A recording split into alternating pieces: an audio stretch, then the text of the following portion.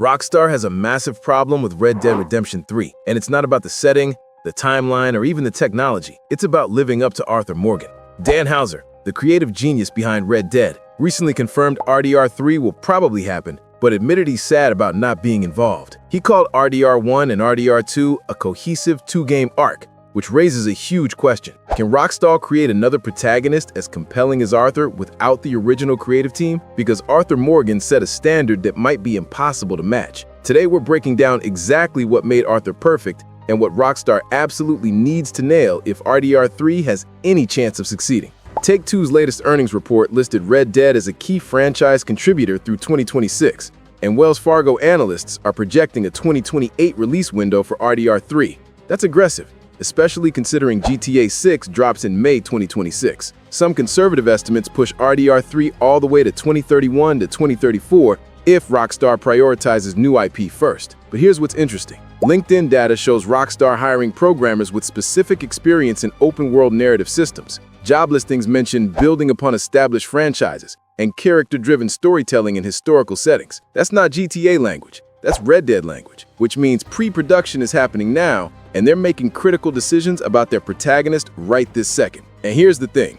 They've never had this problem before. John Marston was beloved, sure, but he was the first. Arthur had to follow John, and somehow Rockstar created a character that most fans consider even better. Recent polls across gaming communities show 68% of players rank Arthur above John. That's the bar for RDR3's protagonist. They need to top Arthur Morgan without Dan Houser's writing team, without the original vision. Good luck with that. So what made Arthur work? It starts with his role in the gang. When we meet him in 1899, he's Dutch van der Linde's enforcer. Not the leader, not the visionary, the muscle. He's the guy who gets things done, no questions asked. Dutch raised him from age 14, taught him everything. The gang isn't just his crew, it's the only family he's ever known. This is crucial for RDR3 to understand. Arthur's loyalty wasn't just a character trait, it was his entire identity. Questioning Dutch meant questioning the foundation of his life. That's why his transformation hits so hard. He's not some secret hero waiting to break free. He's a man who genuinely believes in what he's doing, until reality forces him to see the truth. Compare that to someone like Micah Bell. Both are violent men,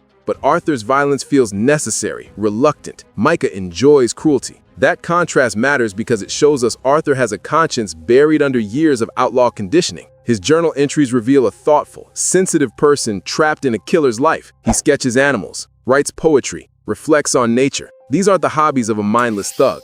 Most players don't realize what just happened. That's tuberculosis transmission. That single moment, buried in a forgettable side mission, is Arthur's death sentence.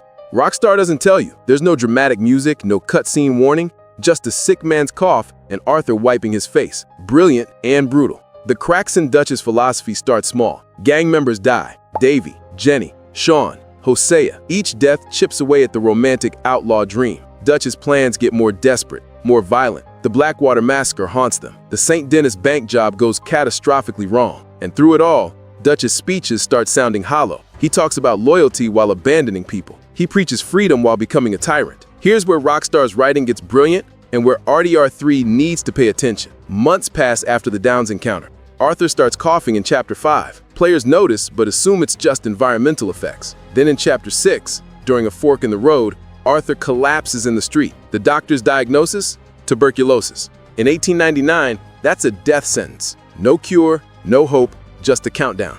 This is the genius move Rockstar needs to replicate in RDR3.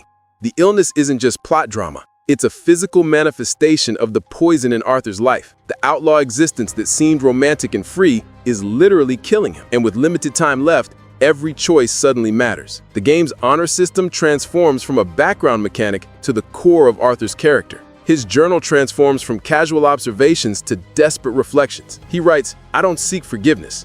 Ain't no way I can get that, but I can try to do some good before I'm gone." That line encapsulates his entire redemption arc. He's not delusional about salvation. He just wants to die with some dignity. Let's talk about Dutch's psychology here, because understanding Dutch is key to understanding Arthur. In early chapters, Dutch quotes Evelyn Miller, talks philosophy, genuinely seems to care about the gang as family. But watch his dialogue evolution. Chapter 1, we're a family. Chapter 3, have some goddamn faith. Chapter 6, I have a plan. Repeated like a broken record, the philosophy disappears, replaced by paranoia and ego. Hosea's death removes the only person who could check Dutch's worst impulses. Without that balance, Dutch spirals. He starts listening to Micah, the worst possible influence. Arthur watches the man he idolized become unrecognizable. That betrayal cuts deeper than any physical wound. Here's what separates Arthur from every other bad guy goes good story, and what RDR3 absolutely must understand. Arthur's redemption isn't about forgiveness from others. It's not about wiping his slate clean or finding religion. It's deeply personal,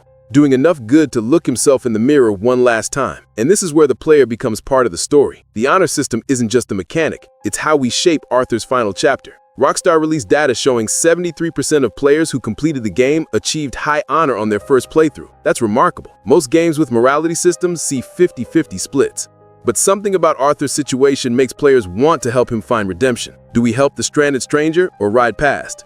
De-escalate or reach for the gun? Return the stolen wagon or keep it?